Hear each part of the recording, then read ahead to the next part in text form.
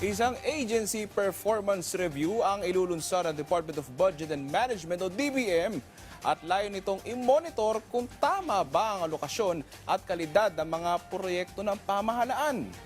Yan at iba pa sa ulat ni Vel Custodio.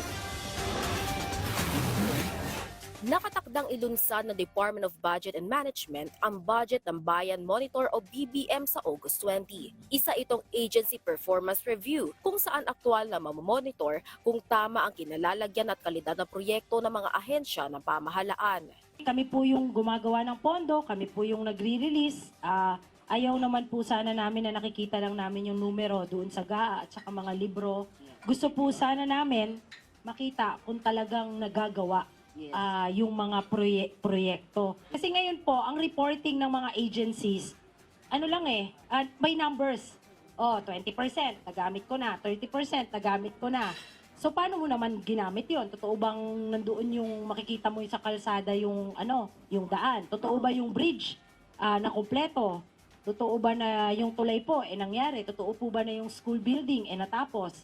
Yung flood control? Kasunod dito, ilulunsad na rin ang Project Digital Information for Monitoring and Evaluation of Project DIME sa August 27 kung saan gagamitan ng mga drones at satellite monitoring ang mga proyekto ng gobyerno, partikular ang infrastructure projects. Maaari ring mag-participate ang publiko sa pag-a-update ng estado ng proyekto upang makita kung tugma ang satellite at drone image at mas mauusisa ang kalidad ng proyekto. Katuwang ng DBM ang DICT, DPWH at UP Project NOAA sa naturang programa.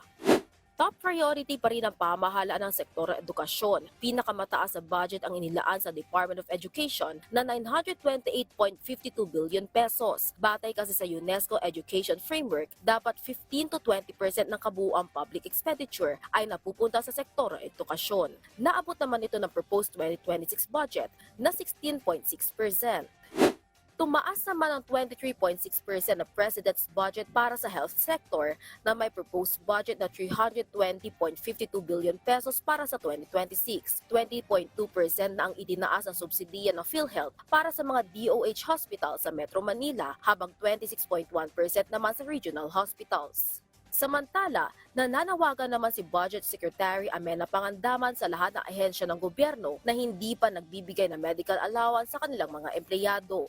Nawagan po ako sa lahat ng mga departments and agencies na hindi pa po nagbibigay ng kanilang medical allowance sa kanilang mga empleyado. Parang awan nyo na po.